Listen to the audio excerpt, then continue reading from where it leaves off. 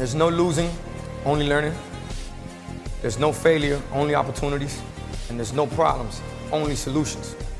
So to me, what failure is the mother of all success. If it wasn't for Michael Jordan getting cut from his 9th grade basketball team, he wouldn't have became Michael Jordan. You know, if it wasn't for, I seen an article the other day where they were talking about Oprah Winfrey and how she got fired because she wasn't good for television. You know, you got people like Walt Disney who got fired, if I'm not mistaken, from a newspaper saying he had no imagination. All they can do is learn and come back bigger, better, stronger, because all it's gonna do is lead you in the right direction. See, if you're always winning, then you don't really understand what it is to win. You gotta take those losses, you gotta take those hits. There's gotta be the valleys, the peaks, the ups, the downs. In order for you to, when it does happen, you go, wow, qué rico. You know, this is what it's all about. And not only that, it's never about making it, guys. It's always about maintaining it. That's the toughest part.